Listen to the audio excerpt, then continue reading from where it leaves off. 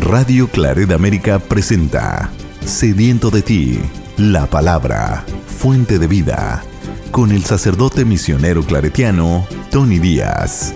Reflexiones diarias del Evangelio. Aquí iniciamos. Bienvenidos hermanos a nuestras reflexiones bíblicas de las lecturas del día. Hoy es jueves de la 25ª semana de tiempo ordinario. Jueves de la 25ª semana de tiempo ordinario. La primera lectura de hoy viene del libro de Eclesiastes o Cogelet, capítulo 1, versículos 2 al 11. Todas las cosas, absolutamente todas, son vana ilusión. ¿Qué provecho saca el hombre de todos sus trabajos en la tierra? Pasa una generación y viene otra, pero la tierra permanece siempre. El sol sale y se pone, corre y llega a su lugar, de donde vuelve a salir. Sopla el viento hacia el sur y gira luego hacia el norte. Y dando vueltas y vueltas y más vueltas, vuelve siempre a girar. Todos los ríos van al mar, pero el mar nunca se llena. Regresan al punto de donde vinieron y de nuevo vuelven a correr. Todo es difícil de entender. No deja el hombre de cavilar. No se cansan los ojos de ver ni los oídos de oír. Lo que antes existió, eso volverá a existir. Lo que antes se hizo, eso se volverá a hacer. No hay nada nuevo bajo el sol. Si de alguna cosa dicen, mira, sí es nuevo. Aún esa cosa existió ya en los siglos anteriores a nosotros. Nadie se acuerda de los antiguos, y lo mismo pasará con los que vengan. No se acordarán de ellos sus sucesores. Palabra de Dios. El salmo responsorial es el Salmo 89 y el responsorio es: Tú eres, Señor, nuestro refugio. Tú eres, Señor, nuestro refugio. Tú, Señor, haces volver al polvo a los humanos, diciendo a los mortales que retornen. 1000 años son para ti como un día, que ya pasó como una breve noche. Nuestra vida es tan breve como un sueño, semejante a la hierba que despunta y florece en la mañana, y por la tarde se marchita y se seca. Enséñanos a ver lo que es la vida, y seremos sensatos. ¿Hasta cuándo, Señor, vas a tener compasión de tus siervos? ¿Hasta cuándo? Llénanos de tu amor por la mañana, y júbilo será la vida toda. Que el Señor bondadoso nos ayude y dé prosperidad a nuestras obras. Tú eres, Señor, nuestro refugio. El Evangelio de hoy viene de Lucas, capítulo 9, versículos 7 al 9. En aquel tiempo el rey Herodes se enteró de todos los prodigios que Jesús hacía y no sabía a qué atenerse, porque unos decían que Juan había resucitado, otros que había regresado Elías y otros que había vuelto a la vida uno de los antiguos profetas. Herodes decía: a Juan yo lo mandé decapitar.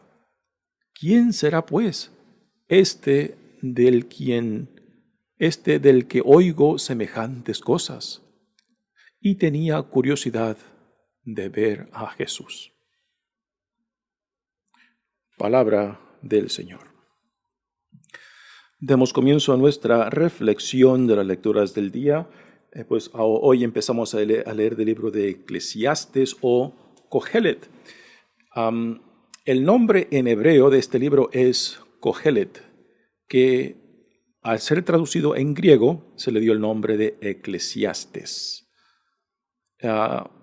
Tradicionalmente se le atribuye a Salomón, porque este libro de Eclesiastes es parte de la colección de libros de sabiduría del Antiguo Testamento, pero los expertos en el Antiguo Testamento hoy en día están claros de que Salomón no es el autor de este libro. Se cree de que este libro fue escrito después de que regresan del exilio de Babilonia la comunidad judía, y que el libro data hacia esa época. La palabra Kohelet o Eclesiastes significa el maestro, aquel que instruye, aquel que guía, aquel que orienta a otros. Así que este libro de Eclesiastes, que es parte de la colección de libros de sabiduría, pues tiene como título el maestro que instruye, el maestro que guía. Y el principio de este libro, pues, uno diría que quizás es muy pesimista. Es un libro muy sobrio, es un libro que cuestiona todo, es un libro que prácticamente nos tira abajo todo lo que el hombre ha creado, y prácticamente nos dice todo lo que hemos hecho, todo lo que hemos conquistado, todo lo que hemos adquirido es pura vanidad, ¿no?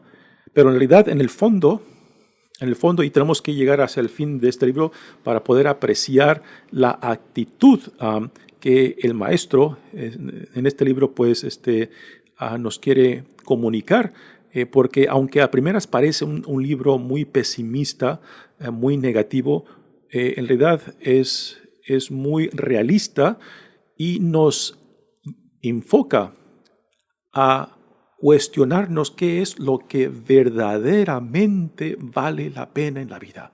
Porque hemos de confesar, y yo creo que la mayoría de nosotros sabemos claramente esto, que la mayoría de nosotros nos rodeamos de mucha superficialidad, de muchas cosas que no son fundamentales y necesarias en la vida. Y es triste que lo más fundamental y lo más necesario es a lo que no le damos tiempo, ni importancia, ni energía, ni recursos. Y esto es una gran tristeza, ¿no? Que dedicamos más tiempo y energía a lo que no es fundamental y necesario en la vida, a lo superfluo, a lo efímero, a lo que desaparece, a lo que es ilusorio, y a lo que verdaderamente necesitamos, a lo que realmente merece importancia, es a lo que menos le damos importancia, le damos tiempo y energía, ¿no? Así que estas observaciones de Kohelet, del maestro, pues nos llevan a cuestionarnos cómo estamos viviendo, a qué realmente le damos importancia, cuáles son nuestras prioridades, ¿no? Porque a últimas nos dirá este libro de que solamente en Dios se encuentra la sabiduría. Solamente en Dios se encuentra la verdad, solamente en Dios se encuentra el significado.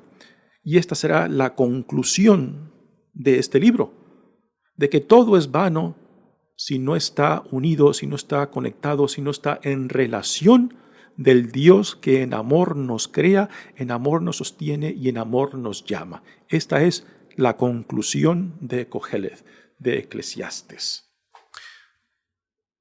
Dice la lectura: todas las cosas, absolutamente todas, son vana ilusión. Es como que nos diera un bofetazo, ¿no? Y nos quiere dejar bien claro de que el autor está cuestionando seriamente todas las cosas que hacemos, con las que nos rodeamos, a lo que le damos tiempo e importancia. Yo creo que si podemos crear una imagen de la persona que está hablando, pues sería una imagen de alguien que quizás se encuentra cansado, agotado por la vida y que después de reflexionar se da cuenta de que inútilmente ha gastado tanta energía, tanta vida en lo que no es importante. Y se ha dado cuenta de que a lo que le ha dado tiempo y energía son cosas pasajeras, cosas que verdaderamente no lo han llenado. Y así que, reflexionando, se da cuenta de que es una pérdida de tiempo, es una pérdida de vida, es una pérdida de energía no saber lo que es verdaderamente importante y significante para nosotros. Porque inútilmente, vanamente, derramamos, desperdiciamos vida, energías, recursos en lo que no es importante.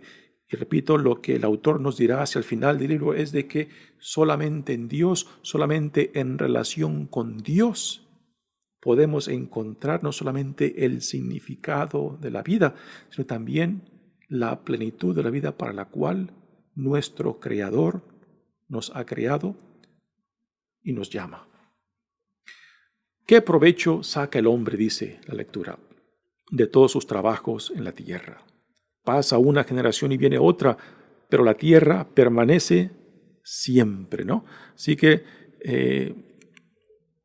hay que tomar con cierta sobriedad las palabras del autor, porque está cuestionando seriamente qué es aquello que verdaderamente es digno de importancia, qué es aquello a lo que realmente debemos de darle preferencia y prioridad, porque repito, la mayoría de nosotros gastamos inútilmente, derrochamos inútilmente vida y energías en cosas que no son esencial o fundamental.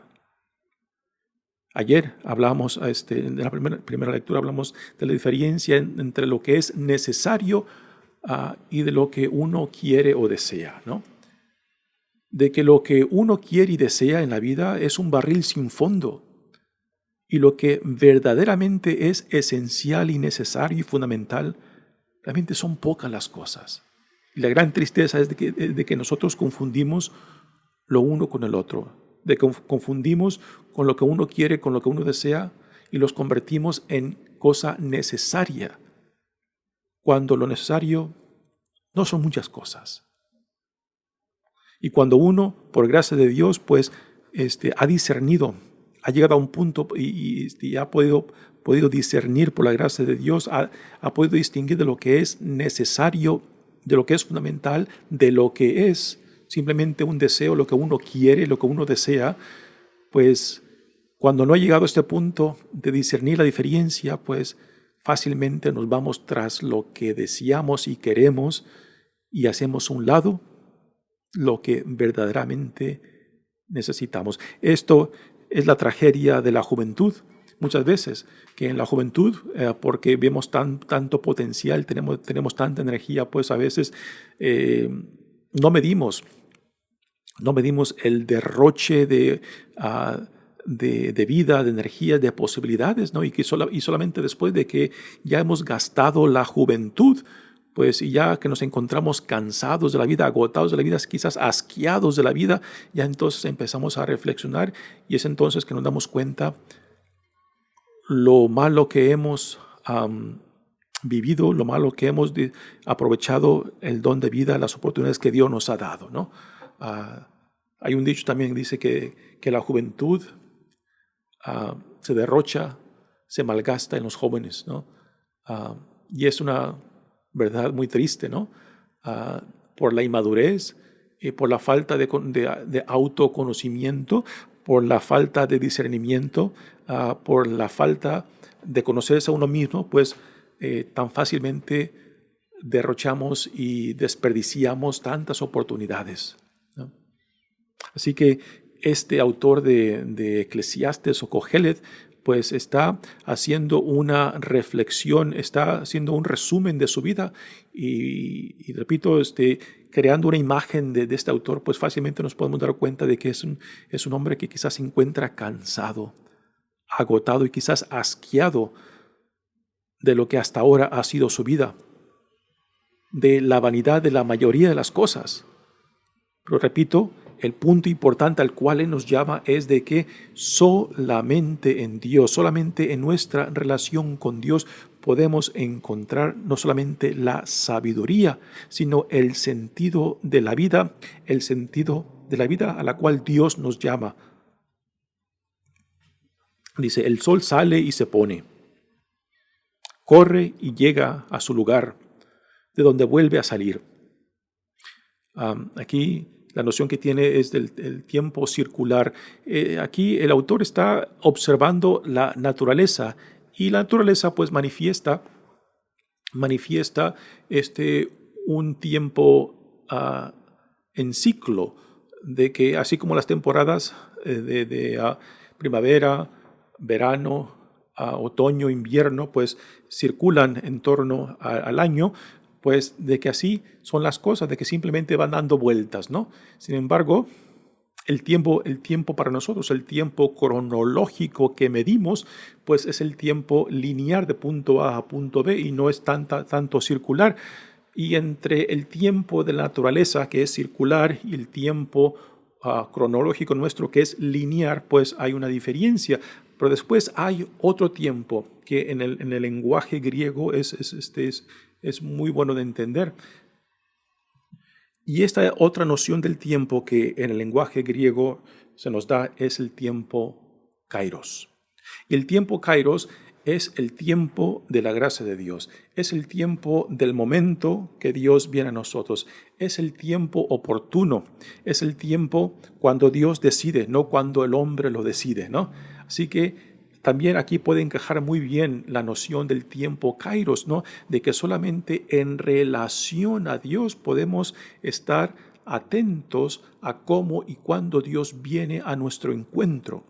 Viene a hacer su presencia, a llamarnos y a veces a sacudirnos para que despertemos a la verdadera vida a la cual Él nos da en Jesucristo. El tiempo kairos, ¿no? No es el tiempo circular ni el tiempo lineal, sino es el tiempo del momento, el tiempo de la voluntad de Dios, el tiempo de la providencia de Dios cuando Dios lo determine.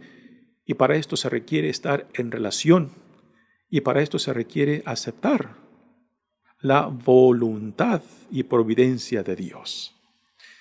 Todo es difícil, todo es difícil de entender, dice la lectura. No deja el hombre de cavilar, no se cansan los ojos de ver, ni los oídos de oír. Qué verdad. Aquí imagínense, el autor no tiene noción del mundo en que vivimos hoy en día, no tiene noción de los teléfonos, de las televisiones, del internet, ¿no? Pero qué verdad tan cierta nos deja aquí. No se cansan los ojos de ver, ni los oídos de oír, ¿no? No tenemos fondo, no tenemos fin. Por más que se nos ponga enfrente, siempre nos quedamos distraídos, siempre nos quedamos jalados por lo que vemos y por lo que oímos, y dejamos que los sentidos pues prácticamente nos vayan guiando como de las narices, ¿no? Y no damos importancia a lo que verdaderamente es necesario y fundamental. Dejamos que el sentido de los ojos y de los oídos pues prácticamente determinen cómo y por dónde nuestras vidas giran, hacia dónde son guiadas, hacia dónde son atraídas, ¿no? Así que no hay cansancio para los ojos ni cansancio para los oídos. Quizás aquí entra también el pensamiento, ¿no? De que a veces necesitamos alejarnos de tanta distracción de los sentidos, tanto de los ojos, tanto de los oídos, tanto del tacto, tanto del placer, para poder contemplar, para poder pensar, para poder cuestionarnos seriamente qué es lo que verdaderamente es necesario, fundamental para mí, en dónde está el sentido de mi vida. Repito, regresamos a la imagen del que se dirige a nosotros, de Kohelet, y la imagen es un hombre cansado, agotado y quizás asqueado de la vida. Y yo creo que muchos de nosotros podemos por lo menos entender, si no es que también estamos en ese mismo lugar, ¿no? Y que quizás nos cuestionamos, bueno, ¿y cuál es el sentido de vivir? ¿Cuál es el sentido de trabajar? ¿Cuál es el sentido de desgastarnos tanto, no? Porque si no hemos encontrado el centro el eje en torno al cual nuestras vidas giran, pues entonces inútilmente nos vamos a desgastar, inútilmente vamos a rechazar, a derrochar vida, energías y recursos. Y nuestra vida seguirá patinando, seguirá simplemente dando vueltas sin avanzar cuando no estamos propiamente orientados en torno al Dios que en amor nos crea, en amor nos sostiene y en amor nos llama. Repito, esta será la conclusión de este bello libro de Eclesiastes, que aunque sea así a primeras parece negativo, no es negativo, es realista. El autor está haciendo un análisis, una reflexión realista para forzarnos a preguntarnos qué es lo que es importante para ti.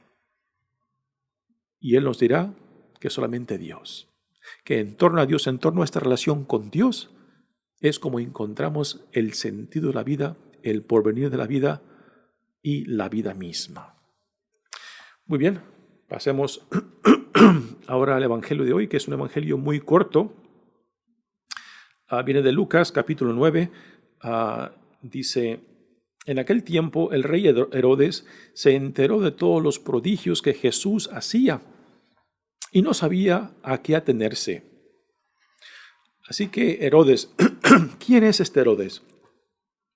Este Herodes es el hijo de Herodes